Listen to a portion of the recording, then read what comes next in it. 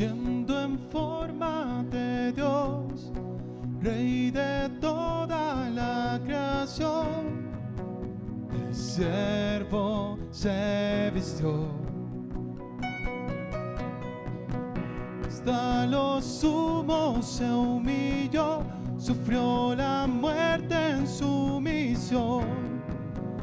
Horrenda muerte en una cruz.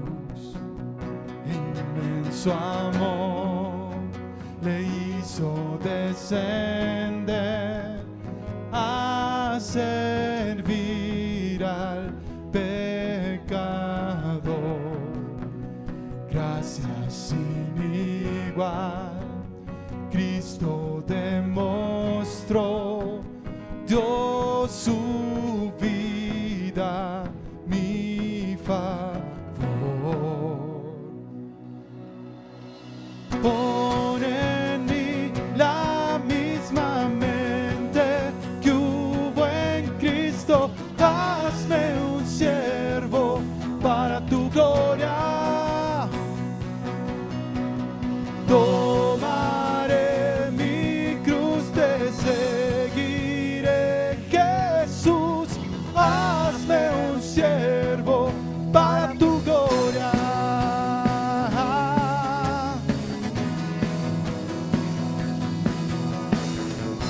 Soberano e inmortal, coronado en majestad, lavando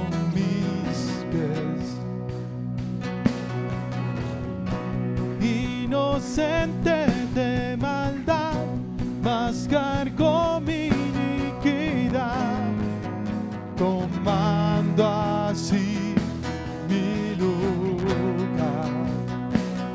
Herido fue por mi transgresión y en silencio padeció.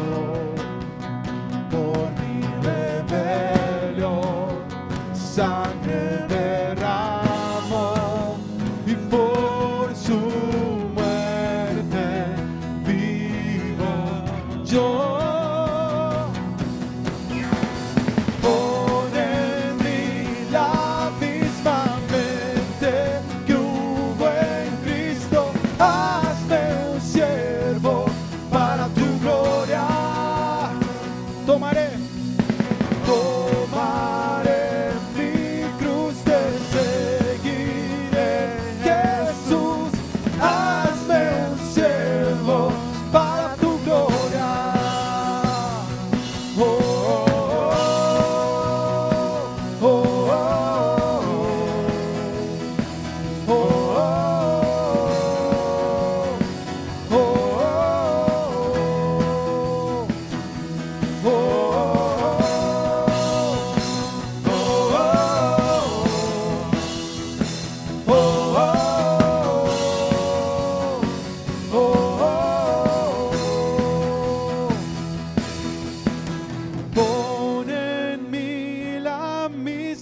mente que hubo en Cristo, hazme un siervo para tu gloria. Tomaré mi cruz, te seguiré, Jesús, hazme un siervo para tu gloria. Pon en mí la misma mente que hubo en Cristo, hazme un siervo para tu gloria.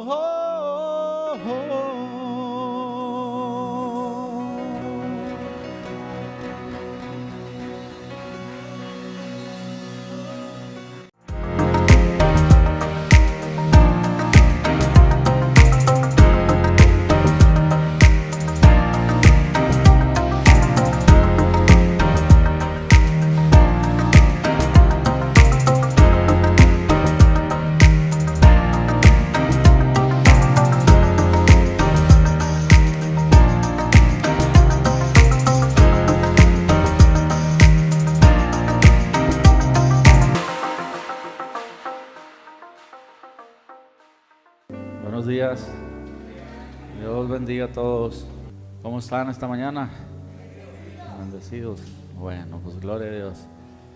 Vamos a buscar la intimidad con el Señor. Ahí donde estás, ayúdanos con tu teléfono a ponerlo en silencio para que nada nos interrumpa. Y también vamos a orar. Cierra tus ojos, inclina tu rostro en señal de adoración, de respeto a nuestro Señor, y vamos a darle gracias, Padre, por esta hermosa mañana, Señor. Gracias, Señor, porque hasta aquí nos has cuidado, Padre. Hemos venido, Señor, buscando tu presencia, dándote la gloria y la honra, Señor, la alabanza y la adoración, Padre. Y por eso te bendecimos esta mañana, Señor. Asimismo, Señor, bendícenos con tu presencia, Padre, hablando a nuestras mentes, a nuestros corazones, blindando nuestros pensamientos y nuestros corazones, Señor, y trayendo, Señor, paz, gozo, esperanza, vida nueva, Padre, a nuestras vidas. Hoy entregamos, Señor, todo nuestro ser a ti, Padre, y depositamos en ti nuestras cargas, confiando, Señor, en tus promesas, Señor. Te damos gracias por este día. Hónranos con la presencia del Espíritu Santo, Señor, en el nombre de tu Hijo amado Jesús. Amén y amén. Ahí en sus pantallas tienen el título del mensaje del día de hoy. Se llama, es parte de las Escrituras, y dice: siempre te sustentaré con la diestra de mi justicia. Fíjese qué hermosa promesa de parte del Señor para su pueblo. Siempre te sustentaré, dice su palabra. Es una hermosa promesa. Amén. Bueno, ¿por dónde va esto? Quiero que leamos Mateo 22, el versículo 34 al 40. Mire lo que dice esta historia. Dice: cuando los fariseos se dieron cuenta de que Jesús había dejado callado a los saduceos, se reunieron y fueron a ver a Jesús. Uno de ellos, que sabía mucho acerca de la ley de los judíos, quiso ponerle una trampa y le preguntó: Maestro, ¿cuál es el mandamiento más importante de todos? Vamos a ver un poco el contexto de esto. Los judíos, los saduceos, los fariseos y todas las corrientes del pensamiento de la época le daban mucha importancia al conocimiento de las Escrituras, especialmente a la ley, a lo que era legal, a lo que no era legal. Y como Jesús vino a confrontar su manera de pensar, su doctrina, su manera de actuar, pues siempre estaban tratando de refutarlo. Entonces le hacían muchas preguntas y siempre con las respuestas que él daba todos se quedaban callados.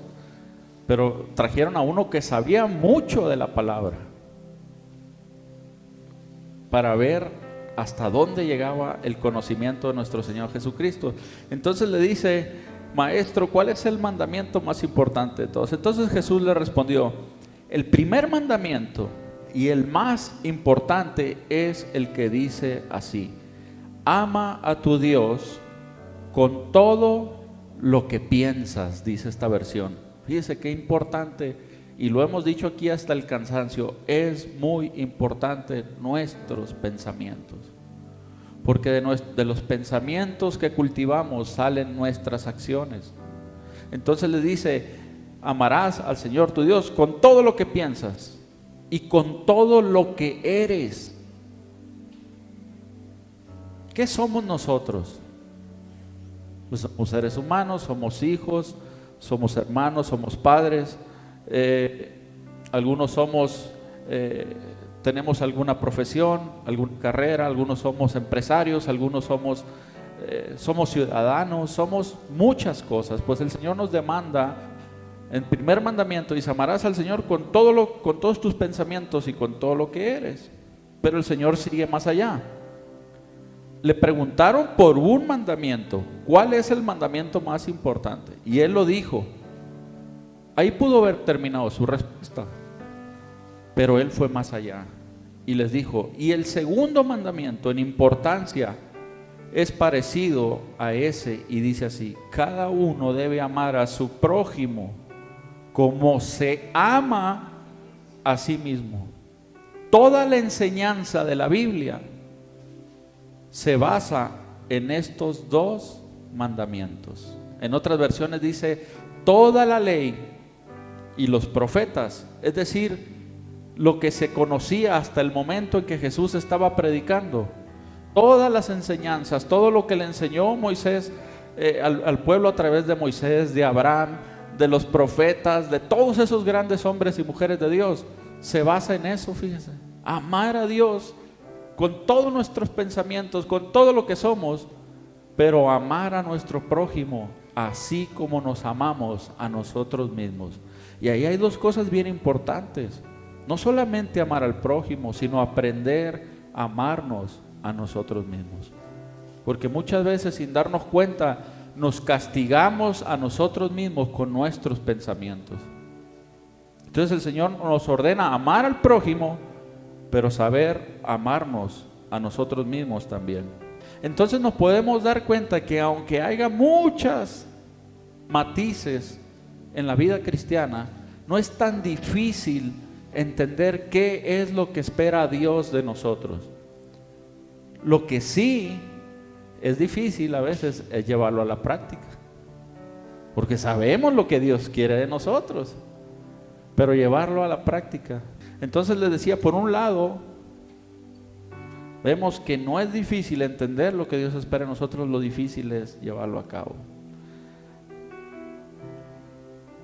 ¿Qué se necesita? Y yo hoy les quiero hablar de la misma forma como tuve una simple plática con alguien acerca de la vida cristiana, sin irnos a la ley, a la doctrina, a la teología, a la escatología, sin irnos a todas esas cosas, a las profundidades de las Escrituras. El Señor estaba hablando con hombres que le daban mucha prioridad a todas esas cosas, pero dijo, no es tan complicado, es simple, déjeme explicárselo. Y de la misma forma, ¿cómo creo yo en mi perspectiva de la vida cristiana, cómo debe de vivirse la vida cristiana? Y una de las cosas que me queda claro es que un cristiano primeramente tiene que desechar toda idea de egoísmo. El cristiano no puede vivir para sí mismo solamente. Y sobre todo, el cristiano debe de buscar un interés común y no solamente un interés personal o individual. Esa es la esencia del cristianismo. Cuando el Señor dijo, amar a tu prójimo como a ti mismo.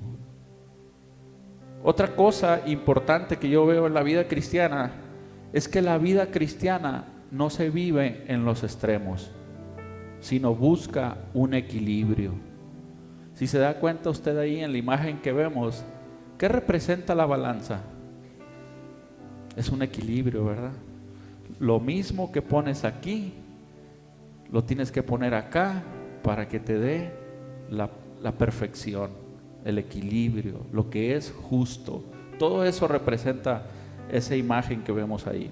Entonces Cristo, por eso Él centraba su prédica, su enseñanza, su mensaje, su discurso en la justicia. Fíjense, Él hablaba mucho acerca de la justicia. Pero cuando hablamos de justicia, no significa, fíjese, solamente, esta palabra no se utiliza en términos jurídicos, pues, como cuando un abogado te está defendiendo o está luchando.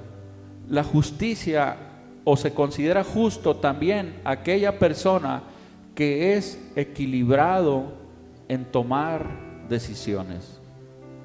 Fíjese qué profundas son las palabras que el Señor nos hablaba y nos las desnudaba de una manera sencilla.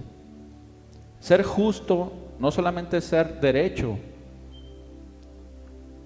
también significa ser equilibrado en tu manera de tomar decisiones. Ahorita vamos a ver de dónde saca el cristiano esa capacidad. Imagínense cuando no somos equilibrados en nuestra manera de tomar decisiones y estamos emprendiendo algo y de repente viene un obstáculo, vamos a llamarlo así, una dificultad. y decimos, y ya valió, y desechas todo tu esfuerzo, todo tu proyecto en un momento, cuando era simplemente detenerte, analizar la circunstancia y buscar una alternativa. Cuando actuamos de esta manera precipitada, impulsiva, es que no estamos siendo equilibrados en nuestra manera de tomar decisiones. Y de la misma forma, en un sentido contrario, somos muy impetuosos. Hacemos cosas sin meditar, iniciamos cosas sin meditar, sin tomar en cuenta los demás factores. También estamos siendo impulsivos. O sea, la balanza está a un lado o está al otro. Y la vida cristiana no se vive en los extremos, se vive en el equilibrio, lo que representa la justicia. Amén. Entonces, les decía, la vida cristiana debe sujetarse al equilibrio de la justicia. Dijo el Señor Jesús, como prioridad busquen la justicia, que es la que rige o gobierna el reino de Dios. Él nos mandó a hacer eso. ¿Cómo debe ser el cristiano? Vamos a términos más sencillos. Yo le decía a una persona, cuando estábamos hablando en este discurso, en este diálogo, ¿cómo debe ser el cristiano? Bueno, para empezar le digo, mira, no es tan difícil. El cristiano no debe de ser tan ambicioso.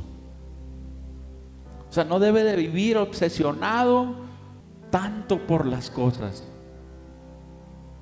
O sea, no puede pensar solamente en sí mismo, y primero yo, y luego yo, y después yo, y al último yo, y cuando se termine también yo. El cristiano no puede vivir así. No estás dentro de la concepción de Dios cuando vivimos así, de una manera ambiciosa a tal punto que no pensemos en los demás. Por eso en el mundo hay tanta desigualdad. Ahora, no estoy diciendo que los que tienen mucho no se lo merecen. Ese no es el objetivo de este argumento. A lo que yo estoy diciendo es que el cristiano no debe vivir así. O sea, buscando el equilibrio, no debe de ser ambicioso, pero tampoco debe de ser conformista. Tampoco debe decir, pues así me quiso el Señor que viviera. No. Un equilibrio, ¿se da cuenta? El Cristo habita en la justicia, en el equilibrio.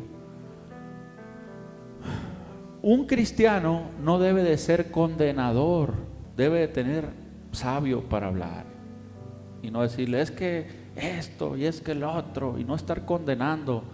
Pero tampoco el cristiano debe de hacerse de la vista gorda. Dije yo, ¿qué significa eso? Porque a veces lo decimos y no sabemos lo que significa, y busqué el significado. Hacerse de la vista gorda es fingir no ver una injusticia, una traición o corrupción, porque no le apetece, porque no le conviene o porque tiene miedo de actuar. Entonces el cristiano no, mis queridos hermanos, Dios no nos puso aquí para condenar al mundo. Él dijo, yo no he venido a condenar al mundo. No quiero que nadie se pierda. Yo quiero que todos procedan al arrepentimiento. Bueno, ese es un punto. Entonces nuestra esencia no debe de ser esa. El estarle diciendo a todo mundo lo que está mal. Pero también podemos ayudar a las personas buscando las palabras correctas, los tiempos precisos, para decirle, mira, hay otras maneras de vivir. Y se da cuenta, el cristiano debe de la balanza, el equilibrio. El cristiano no debe de vivir afanado, pero tampoco debe de ser apático o negligente. Es fácil entender la vida cristiana. Les decía, tampoco no debe pensar solamente en sí mismo, pero no dejarse de valorar como hijo de Dios, merecedor de todo su bien. ¿Qué necesita el cristiano? El cristiano necesita buscar la sabiduría de Dios que le capacita para aprobar el examen. Muchas de las cosas, usted si hace una reflexión en su vida, y se dará cuenta que alguna de esas cosas que se volvían recurrentes en su vida, las ha logrado vencer o traspasar gracias a la sabiduría que ha ido adquiriendo con el tiempo en el conocimiento de Dios. Entonces el cristiano debe de buscar la sabiduría, es parte de la vida cristiana. Otra cosa que enfrentamos mucho los cristianos es el pensamiento. Dentro de tantas corrientes que hay del pensamiento acerca de lo que es ser cristiano, hay gente que piensa que el cristiano debe de renunciar a sus derechos y que pueden hacer con uno lo que les da la gana. Y si eres un buen cristiano, como el Señor, no debes de abrir la boca. Debes de ser llevado al matadero y calladito. Y pueden hacer contigo, es que si eres cristiano, no te debes de enojar. ¿Dónde está tu humildad? ¿Dónde está la otra mejilla? Y hay gente que así nos quiere tratar. Y si bien el cristiano no debe ser violento o vengativo, debe de guardar su dignidad. ¿Cómo lo hace? Con la sabiduría de Dios, aprender a defenderse. Por eso es importante que el cristiano busque la sabiduría de Dios para aprobar el examen. ¿Qué estamos hablando? ¿Qué es la vida cristiana? No vivir en los extremos, no ser condenadores, no ser legalistas, pero tampoco podemos vivir ya como vive la mayoría del mundo. Somos llamados a tener una nueva vida en Cristo, y eso requiere cambios, nuevos hábitos, nuevas costumbres, nuevos criterios. Amén. Entonces no debemos de ser legalistas, pero sí debemos de tener bien establecidos los límites. El cristiano debe de desarrollar su voluntad y su cultura del esfuerzo. A veces nosotros malinterpretamos la fe y pensamos que en medio de la negligencia, de la apatía, de la falta de esfuerzo, Dios nos va a bendecir. Y el cristiano debe desechar ese pensamiento. El cristiano debe ser valiente, esforzado, diligente. ¿Qué pasó con Josué y los que fueron a espiar la tierra prometida? Fueron 12 personas, 10 llegaron diciendo, no tiene caso, ahí hay gigantes, nos van a matar. Y Josué y otro hombre fueron los que llegaron y dijeron, sí podemos. En nuestras fuerzas no, pero ayudados por Dios, sí podemos. Y esa es la mentalidad y la cultura que debe desarrollar el creyente, el cristiano. Amén. ¿A qué nos ayuda a desarrollar la fuerza de voluntad y la cultura del esfuerzo? Porque cuando nosotros tenemos eso, el cristiano no hace lo que quiere, o no hace solo lo que quiere y lo que le apetece, hace lo que le conviene. Dijo Pablo, todo me es lícito, pero no todo me conviene. Eso es parte de la vida cristiana. Esas cosas son las que nos ayudan a hacernos más como Cristo. El cristiano aprende a derrumbar los argumentos que se levantan en contra del conocimiento de Dios. Porque a veces el Señor nos demanda algo y nos manda a hacer algo, y nuestra mente o la cultura en que vivimos nos dice, ¿y por qué? O sea, se da cuenta, Cristo vino a traernos un equilibrio, pues, unos límites. Entonces se da cuenta a derrumbar los argumentos que se levantan en contra del conocimiento de Dios. Además, el cristiano debe de saber darse a los demás, debe de estar dispuesto a servir, a ser útil. Es fundamental eso. El cristiano, decíamos, debe buscar el bien común y no solamente el propio. Otra cosa fundamental, mis queridos hermanos, el cristiano debe aprender a no pensar más de sí mismo. Es decir, ser humilde en su manera de pensar. En Romanos capítulo 12, verso 3, es un versículo muy conocido. Dice: Dios en su bondad me nombró apóstol y por eso les pido que no se crean mejores de lo que realmente son. Más bien véanse ustedes mismos según la capacidad que Dios les ha dado como seguidores de Cristo. Pablo estaba hablando de esto en un contexto de la iglesia, de los dones y de las capacidades de cada quien en la iglesia, pero esto aplica para todo el mundo. El cristiano debe vivir con humildad, no pensar. Leo otra vez lo que dijo Pablo. Dice: Dios en su bondad me nombró apóstol. ¿Se da cuenta? Él estaba hablando de sí mismo. Era el apóstol, el gran apóstol Pablo. La mayoría del Nuevo Testamento se le atribuye a él. Y por eso les digo que no se crean mejores de lo que realmente son.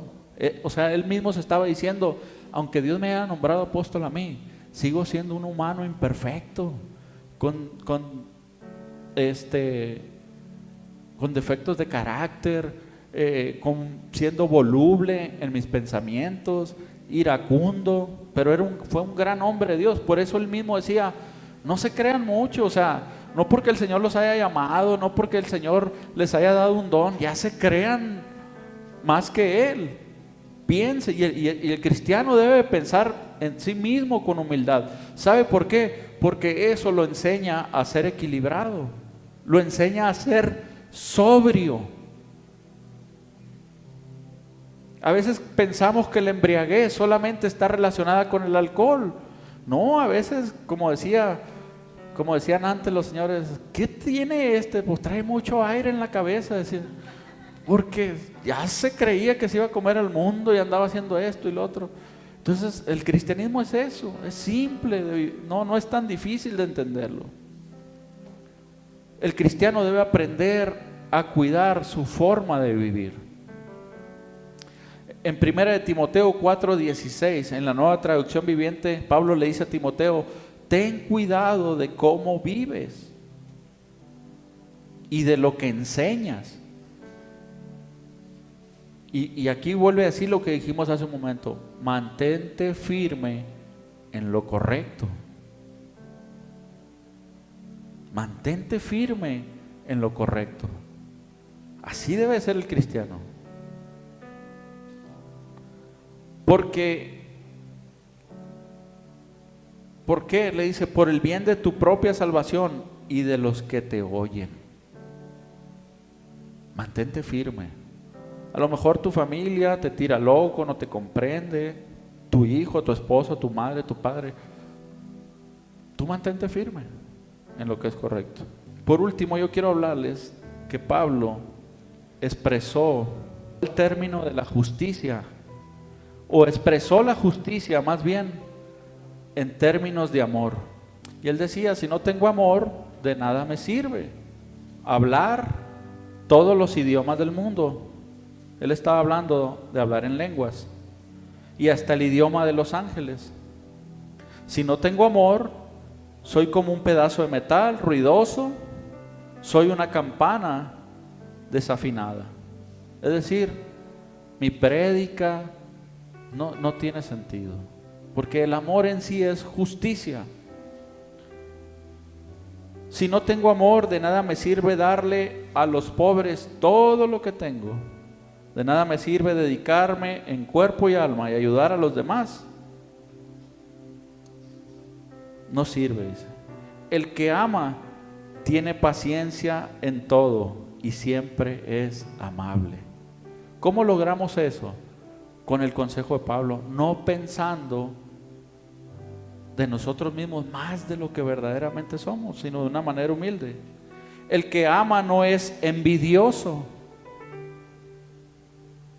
Esa es otra cosa que debemos de tener en cuenta en la vida cristiana. El cristiano debe de desechar todo pensamiento de envidia de su mente. ¿Sabe por qué? Porque cuando uno cae en la tentación de la envidia, estás limitando tu fe a lo que Dios puede hacer en ti mismo.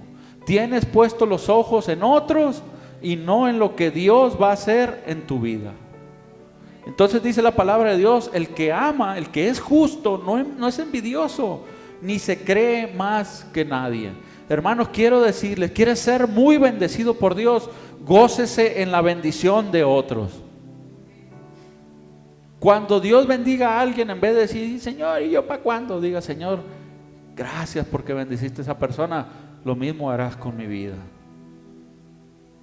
Amén. Fíjese, repito, el que ama no es envidioso, ni se cree más que nadie. ¿Se da cuenta? No se va a los extremos. No se enoja de cualquier cosa, dice el apóstol. No se pasa la vida recordando lo que otros le han hecho. El rencor hay que desecharlo. Tampoco hay que exponernos a que nos vuelvan a ofender, pero desechar lo que nos hayan hecho en el pasado. No aplaude a los malvados, sino a los que hablan con verdad. El que ama. ¿Por qué el Señor nos exhorta, antes de continuar, por qué nos exhorta a vivir en ese equilibrio del que describe Pablo en términos de amor? Por esta razón, el que ama es capaz de aguantarlo todo, las más duras pruebas, de creerlo todo, una fe inquebrantable, de esperarlo todo y de soportarlo todo hasta que tenga la promesa y la victoria en Cristo. La vida cristiana, la sabiduría de Dios nos capacita para todo eso. Entonces dice, hay tres cosas que son permanentes: la confianza en Dios, la seguridad de que Él cumplirá sus promesas y el amor, o sea, la justicia. De estas tres cosas, la más importante es el amor. Y en eso se resume la vida cristiana, en confiar en Él y estar seguros de que Él cumplirá las promesas que nos ha hecho, pero sobre todo buscar la justicia de Dios. Y en eso yo creo que se resume la vida cristiana. Si se dan cuenta, son términos que no son tan complicados de entender. No te creas mucho, no te vayas a los extremos, no vivas en el rencor, pero tampoco seas tan insensato de dejarte, de exponerte otra vez a que te hagan otras cosas. O sea, sí hay muchos misterios en la palabra, hay mucha profecía, hay mucha revelación. Bueno, eso se da en la vida de las personas con un fin especial y específico, pero lo importante de la vida cristiana es eso. Y quiero terminar con Isaías 41:10. Y el Señor Jesús dijo esto: ¿no qué? No temas, no temas, no seas insensato, cabezadura, impulsivo, pero tampoco vivas en el temor, porque yo estoy contigo. Y en este versículo, después de cada instrucción, hay una promesa de Dios. Y luego dice lo siguiente: no desmayes. ¿Usted cree que Dios está inconsciente de lo duro que es la vida para el hombre, o de la injusticia que enfrenta el hombre en la vida? No, por eso dice: no desmayes, porque yo soy tu Dios, que te ¿qué? Que te esfuerzo. Hay que reconocer, hermanos, que muchas de las cosas, si estamos de pie este día y seguimos luchando, es porque Él nos da las fuerzas. Entonces dice: no desmayes.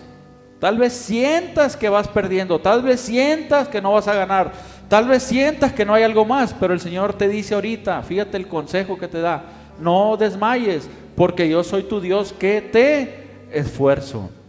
En otras palabras, está diciendo: va a llegar el momento en que eso va a pasar, va a llegar el momento en que saldrás adelante de esta circunstancia, pero tu trabajo es no desmayar.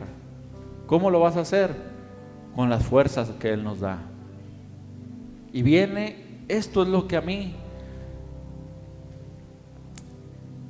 me gusta demasiado esta promesa que dice el Señor: siempre que, siempre te ayudaré, siempre te ayudaré, dice el Señor. Y termina diciendo el tema de esta prédica: siempre te sustentaré. ¿Qué significa la palabra sustentar? Detenerte, tenerte en sus manos, no dejar que te caigas. Dice: siempre te sustentaré. Pero ¿cómo lo haré? Y aquí es donde entra la justicia. ¿Qué significa la diestra? La derecha, lo que es derecho. Siempre te sustentaré con la diestra de mi justicia. El equilibrio que yo te estoy enseñando, con eso, con que lo apliques en su vida, con eso siempre te voy a sustentar.